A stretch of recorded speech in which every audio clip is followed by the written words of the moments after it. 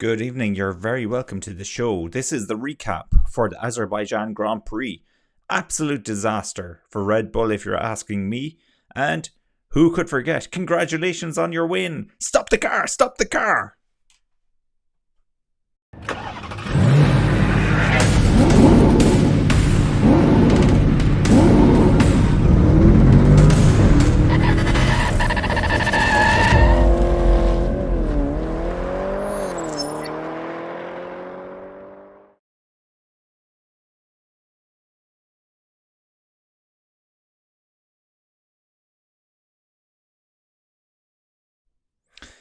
You're very welcome back. Thank you for joining us for this debrief for the Azerbaijan Grand Prix. So it was certainly a very eventful race. I'm so happy that Sergio Perez won the race, but at the same time, I'm really disappointed that we've lost such a great opportunity for Max to make some additional gains on Hamilton in the championship.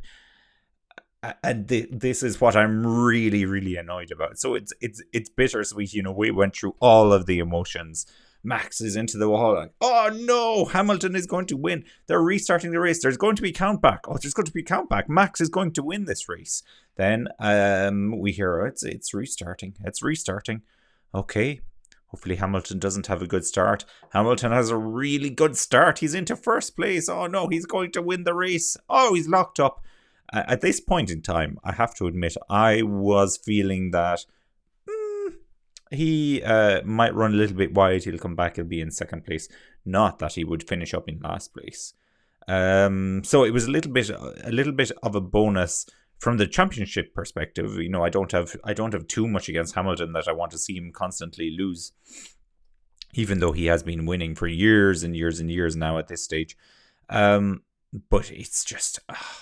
It's the fact that Red Bull were so unlucky that this was, for them, in my opinion, a disaster for the championship. It really was a disaster for the championship. And it's multifold. Let me tell you my reasons why I think this was a disaster for the championship. Okay, firstly, Max was leading Hamilton. Hamilton was in third place. There would be no red flag if Max didn't run into the wall. Probably would be no red flag. Okay, so let's at least agree on that. Max has his tire explosion, runs into the wall. Horrible accident. It just didn't look nice. Thankfully, he was fine and he wasn't injured in the whole incident. If he won the race and Hamilton did finish in third, he would have really extended the points lead he had over Hamilton. I know he's still leading Hamilton at the moment, but it's exactly as it was before the race started. How many opportunities are Red Bull going to get where they are faster than Mercedes? We don't know the answer. Maybe they'll be faster than Mercedes in every single race, and this is a moot point, and actually we'll be wishing that Hamilton had finished that race in first place or in second place instead.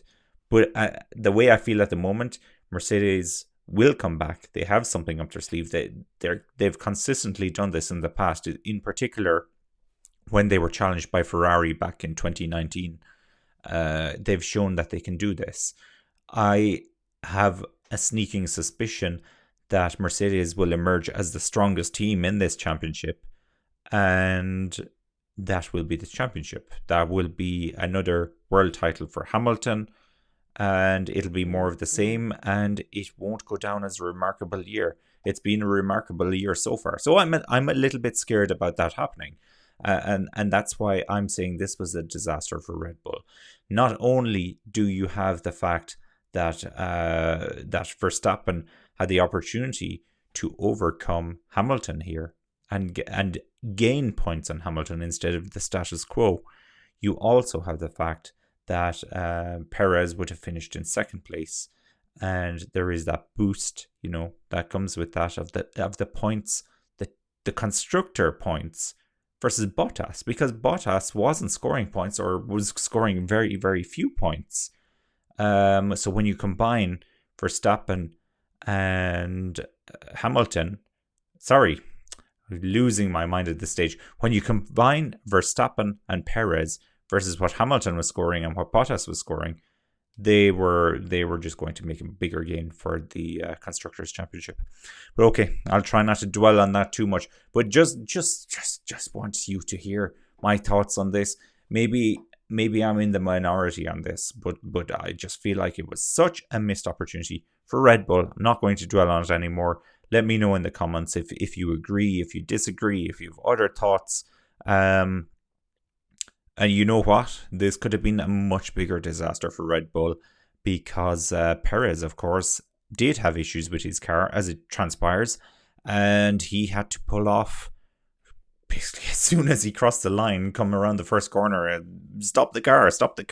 So that definitely wasn't good for Perez. He was so close to being a retirement from the race as well. In a way, we're robbed of Sebastian Vettel winning the race, waving that number one finger around the place again, with Gasly in second place. But you know, I'm really happy with Vettel in second place. You know, in saying that, guys, let's have a look at the championship and how we're all set up. So going right back to the very, very start, and in the beginning, so on Saturday, we had qualifying, of course. Charles Leclerc, once again, pole position. This guy, you know, he is so skillful. The Ferrari clearly isn't the fastest car out there, but this is his second pole in a row. Okay, crash assisted both times. I think the pole position in Azerbaijan was a lot more impressive than the pole position in Monaco, because it looked like his time was going to be beaten in Monaco. It really looked like it was going to be beaten. I will say about Azerbaijan, that was a really solid time that he put in on that first qualifying run in Q3. I don't think anybody was going to beat that. Once again, I could be completely wrong about this, but this is my feeling from having watched that. So a really well-deserved pole position there from Charles Leclerc. Yeah, it was good. Yeah, I enjoyed that a lot.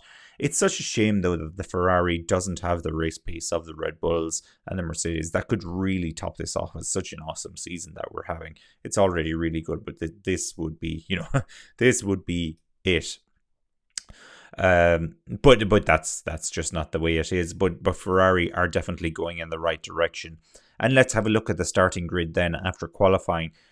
We have Giovinazzi and Stroll at the back. Of course, both of them had their accidents during qualifying that necessitated need to take English lessons before this, necessitated the red flag.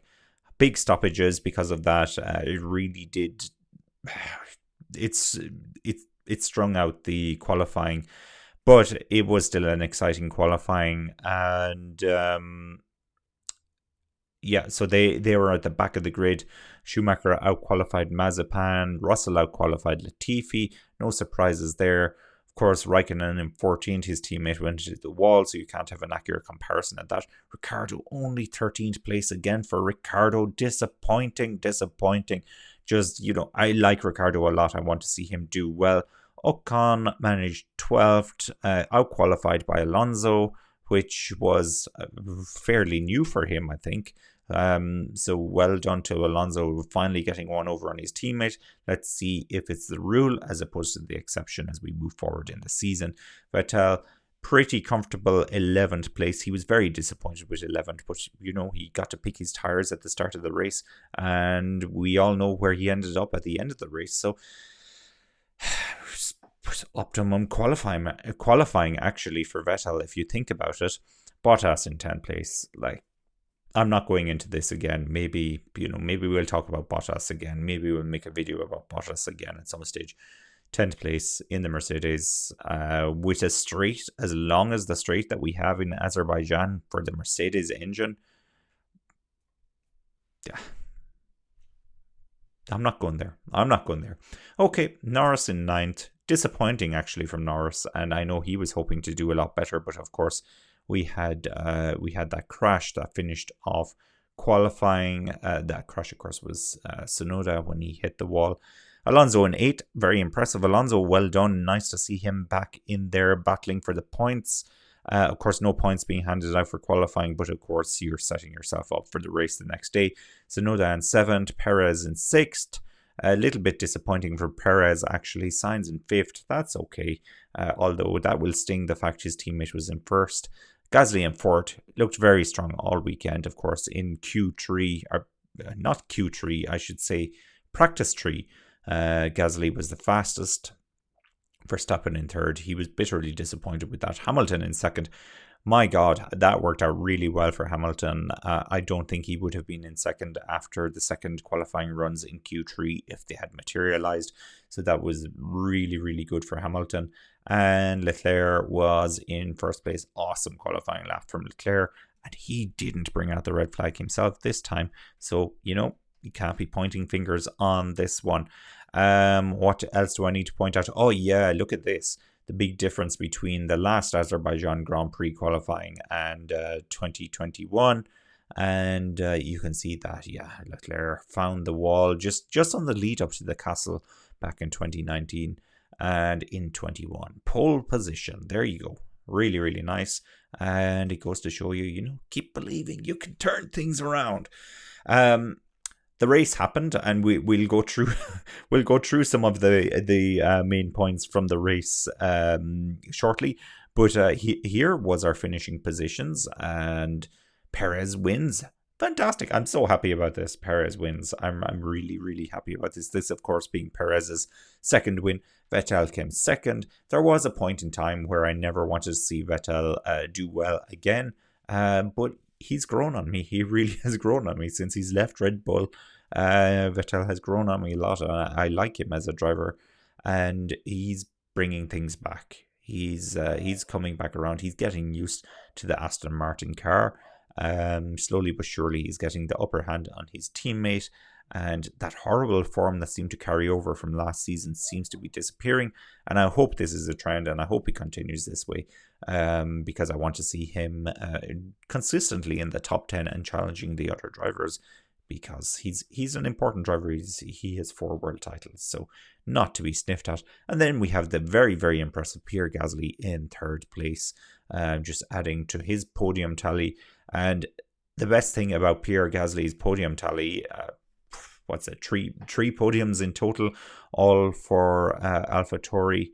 Trying to think, did he get a podium for Red Bull? I can't remember. Okay, let's pretend he never drove for Red Bull. So for AlphaTauri, he has 3 podiums, third, second, and first, actually, believe it or not. And all of those hard fought.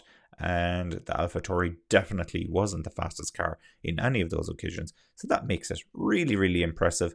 And in my opinion, Pierre Gasly deserves another shot at the Red Bull seat. Not that he's ever going to get it. I don't know what happened there.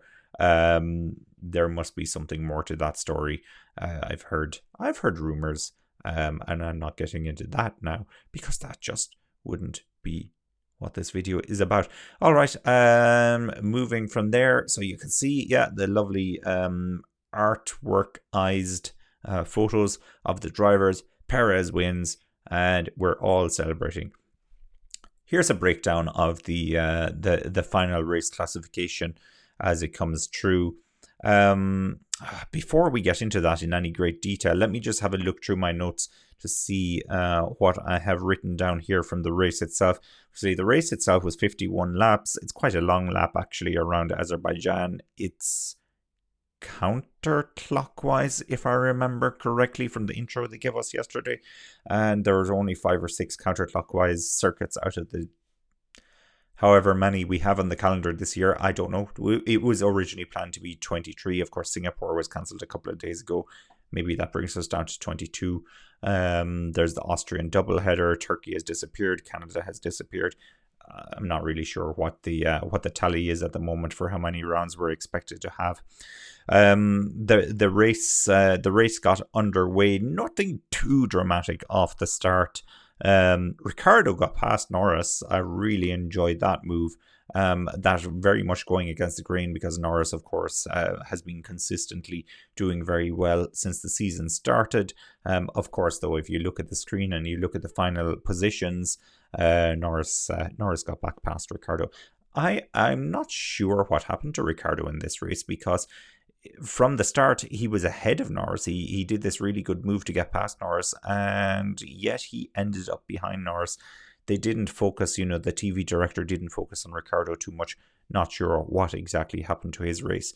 And I have been meaning to look into that and check if there have been any articles on Autosport or Motorsport.com or Planet Formula 1 or any of those guys that would give us a little bit of detail on Ricciardo's race. I didn't catch any of the post-race interviews either, unfortunately, which could have been quite elucidating on this point. Perez got past Gasly, which I noted at the time. I felt like that's probably important. Little did I realize that Perez was going to go on and win the race. On lap 2, Hamilton had DRS. So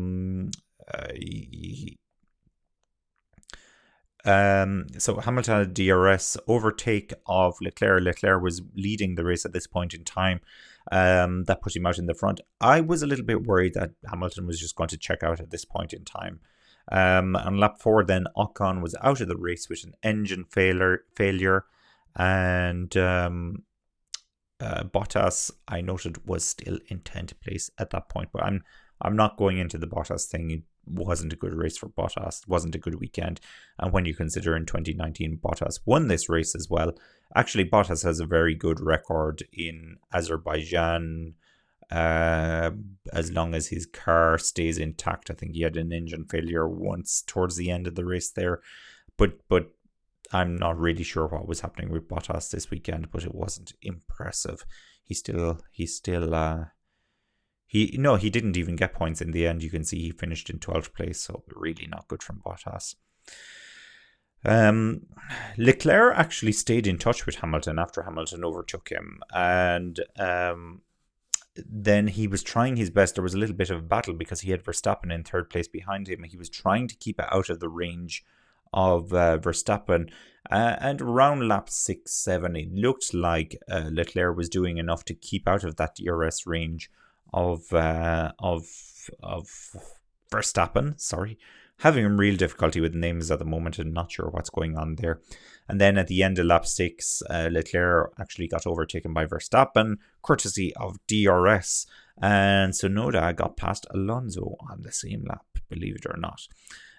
Perez himself got passed by Leclerc. And then on lap 9, Leclerc pits. So really early pit stop then for Leclerc. But we knew all the soft runners could be pitting really, really early. On lap 11, Sainz ran deep into one of the runoff zones, and that really compromised his race to an extent. He was doing well up to that point, so that put him back a little bit. Hamilton made his pit stop then on lap 12, and unfortunately for Hamilton, it was a slow pit stop. Now, it wasn't majorly slow. It wasn't 43 hours slow like Bottas had in the last race, but it was 4.6 seconds. A little bit of a difference, but it was of major consequence to the fight for the lead of the race. Bottas came into the pits after him. Then the following lap, on lap 13, Verstappen pits. His pit stop was 1.9 seconds by comparison to 4.6 seconds, so quite a gap there when you think about it in the context of the lead. And he did, of course, come out ahead of Hamilton then. Perez was in the lead of the race then at that point in time, and he was setting some blistering lap times. Perez, of course, hadn't pitted yet. Then on lap 14, Perez pitted. His pit stop was 4.3 seconds as well. I couldn't believe it. I was like, is this a conspiracy? He came out still ahead of Hamilton. And it really led me to question, was Perez held just a little bit longer by Red Bull to ensure that Max got to the front? But that doesn't make any sense, because Red Bull could just ask Perez to let Max through if Perez found himself in front of Max. And this is where it got really smiley, because, of course, Vettel was leading the race. He, of course, hadn't taken his pit stop, and he stayed out there for quite some time. Gasly comes out. He gets the overcut on Leclerc, it would appear, and so he was ahead of Leclerc. Perez then gets out of the DRS range, but is forced to a challenge from Hamilton. This is after Perez's pit stop, where he came out ahead of Hamilton, of course. Hamilton was there or thereabouts trying to challenge to get past Perez. Perez held off. There was a lot of pressure there for a little while. He did enough to get through that. He gapped him just to have the DRS range. Eventually, I think he got the gap out to anywhere between 2 and 3 seconds from Hamilton, so he was relatively comfortable there. Vettel was leading the race at this point in time. Then on lap 19, Vettel did pit, and he came back out into P7, and all the time Hamilton was pushing on Perez, but as I said, he did manage to hold on there and gap him a little bit. On lap 21, we had Bottas versus Norris battle ongoing, and Bottas, he just couldn't get past Norris. He was really struggling. He was having a tough weekend. Vettel, in the meanwhile, was catching up to Gasly. Hamilton was doing some complaining then in around lap 24 about the speed of the car and how Red Bull just were faster in the middle section. Bottas ran wide on turn 16. Then lap 25, Mazepin was down the escape road, which wasn't too bad, because when we saw the yellow flags and immediately we saw Mazepin on screen, I was sure he had like spun around and hit somebody or something like that. So not too bad. Perez was controlling the gap then with Hamilton. And then on lap 31, we had that dramatic crash coming down the straight from Lance Stroll. He was actually running in fifth at that moment in time. There is a real irony around this, because if a safety car were to come out, Lance Stroll was the person that would benefit the most from this. But unfortunately, it was Lance Stroll who was the victim of the crash. And we were really speculating at this point in time as to what was the reason for the crash. But he was a victim of the rear left tire exploding, it would look like. It would look like that just let go. Safety car came out. Because of the positioning of the crash, there was no ability then for pit stops to happen. Hamilton was on the radio once again complaining about Red Bull in the middle sector and how they had much better grip. And they did. He was right. On lap 35, lap 35 then, the pits reopened. Alonso pitted. Schumacher pitted. Schumacher, unfortunately, when he left the pit box, you could see the tyre was wobbling, so they hadn't reattached the tyre properly. He had to stop on the pit lane and they had to wheel him back, so he lost a lot of time because of that. Then the race restarted on lap 36. Hamilton once again was trying to get past Perez. Vettel did manage to get past Leclerc. Very good move there from Vettel. And then there was a great tow from Vettel behind Gasly on lap 37, and he got past. Gasly couldn't believe it. Raikkonen overtook Bottas for 13th place. I felt like going a little bit into a narrative on Bottas at this point in time, but I've decided I'm not going to do that. Then on lap 39, Hamilton once again tried to pass Perez. He couldn't get past, and Giovinazzi moved past Bottas. Once again, trying very hard with the Bottas narrative, but yeah, I'm not interested at the moment. Too many other things happened, so I'll save that for another time. The fastest lap battle was ongoing between Hamilton and Verstappen. They kept switching who had the fastest lap, and suddenly, out of nowhere, there was a smashed up Red Bull on the main straight just beyond the start-finish line. I couldn't believe it. It had to be Verstappen. It was Verstappen. Verstappen had crashed. What the heck had happened? At this point in time, I was absolutely shocked. I couldn't believe what I was seeing. Was it because Verstappen was pushing too hard for the fastest lap? So it seems like it was a blue shell incident that took Verstappen out of the race, but in reality it was of course the rear left tire that gave way, just like Lance Stroll, and Verstappen went into the wall. So we had a red flag period there. Very good, actually. Red Bull were on the radio to Michael Massey, the race director, telling him that they needed to red flag the race so everybody could change their tires, because this was really a dangerous situation for the cars to be in. And so they actually did that. There was a red flag. We had quite a long stoppage. It was anywhere up to 30 minutes, and we were actually going to be coming back for 2 laps in the end. So it was the real definition of a sprint race, if ever you could call it a sprint race, for 2 laps. and the race was due to be restarted from that point. So after we had the restart, it was decided that it would be a standing start as opposed to a rolling start behind the safety car. So a standing start, Hamilton went straight for first position from the get-go. And as I said earlier, yes, he was in first position, and it looked like he was going to take this. And at this point in time, I'm like, oh my God, this is disaster stations for Red Bull. But then you saw the smoke. He locked up the brakes, and he kept going straight into the first corner and went on to the runoff.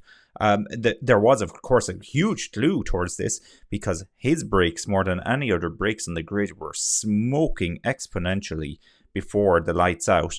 And even I noted that the Mercedes mechanics were doing a lot of work on Hamilton's car in the pit before they went out to retake the standing start.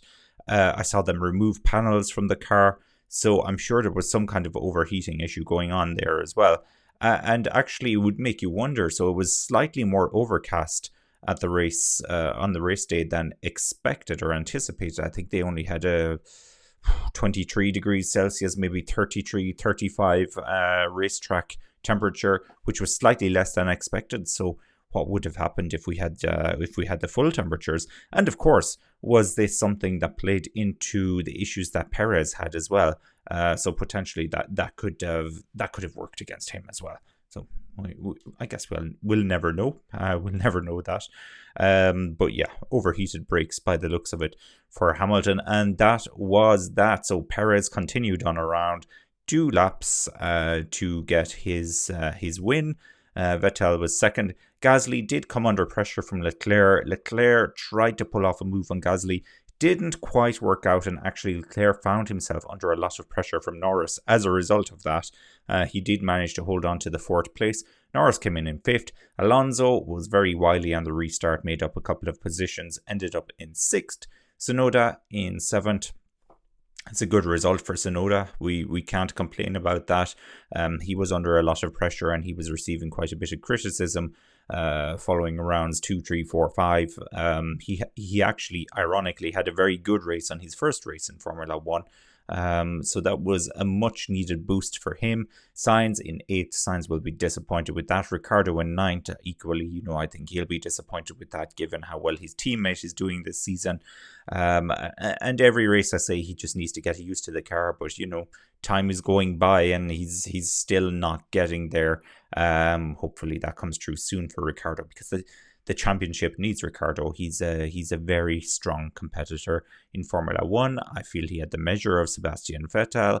He had more or less had the measure of Max Verstappen as well, in my opinion. So he's a strong racer, and we need to see him in a good car doing well.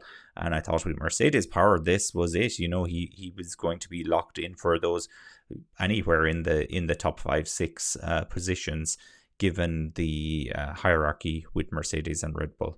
But there you go. All right, Raikkonen picked up a point. Giovinazzi just outside the points. Bottas in 12th place. Schumacher finished in 13th. Mazepin in 14th. And Hamilton finished last, behind Mazepin, behind both Haas cars. It's not a sprint. It's not a sprint. It's a marathon. Lewis should have listened to his own words there, unfortunately. So you can see the final standing on the screen at the moment. And of course, when we look at this, the top 10 with a little bit more flair there, of course, just reiterating what we've seen. So we had, of course, 2 McLarens, 2 Ferraris and 2 Toro Rossos in the top 10. So from a team point of view for both of those, that was very good. Driver of the day, of course, was Sebastian Vettel. Again, second race in a row. So he's doing really well. And, he has a lot of fans out there. And I think I could probably count myself as one of those. I definitely am not adverse to seeing him doing well these days.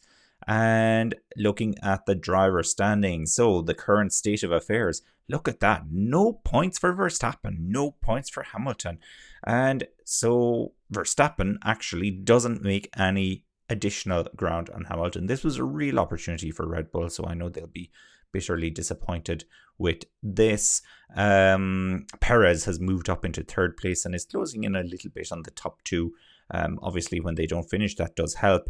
He would have made up a little bit of ground on Hamilton if Hamilton had stayed where he was, and after Verstappen went out of the race. But that's a completely different scenario, a different universe. That didn't happen. Norris once again drops out of third place. I feel like every second race he's fluctuating between third place and fourth place. Leclerc is now back up to fifth place. Bottas drops down into 6th, Sainz 7th, Gasly 8th, Vettel 9th, and Ricciardo is in 10th. Unfortunately, a little bit of a drop there for Ricciardo. How does the team championship look? The constructors looks like this at the moment. We have Red Bull in control at the top. Look at that, nearly 30 points, 27 points ahead of 26 points ahead of Mercedes. Ferrari are in third place. McLaren dropping now into fourth place, so Ferrari have overtaken McLaren, only 2 points in the difference there. AlphaTauri have moved up the standings as well, and you can see that Williams have been overtaken by Haas at the bottom of the table. Not good for Williams because Haas look particularly weak this year. That's Formula 1 though, that's how it goes.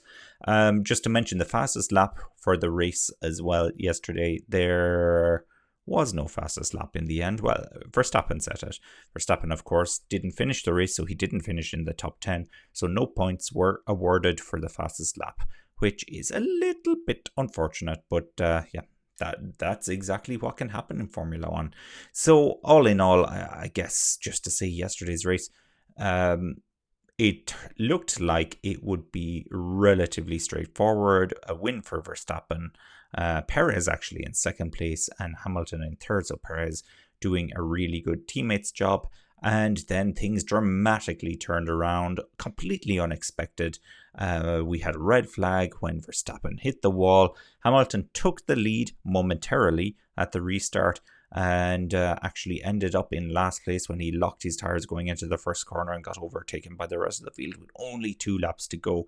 Perez went on to win the race. An unlikely win, some would say, but a win is a win is a win, and a fantastic second win for Sergio Perez. And we're all thrilled with that. I don't think anybody can begrudge him of that. And, we've seen Vettel win races before, so we weren't pushing for him to win necessarily. We've seen Gasly win a race as well. So it was good. It was good for the championship to see Perez win this race because, of course, he won a race towards the end of last season as well. Right, I think that's everything from my side for the debrief. Thank you very much for watching. Great to have you here. Please don't forget to subscribe to the channel. Actually, let me go one step further. Hit the like button, hit the subscribe button, and hit the bell if you really want to be notified as well. And we will see you really, really soon.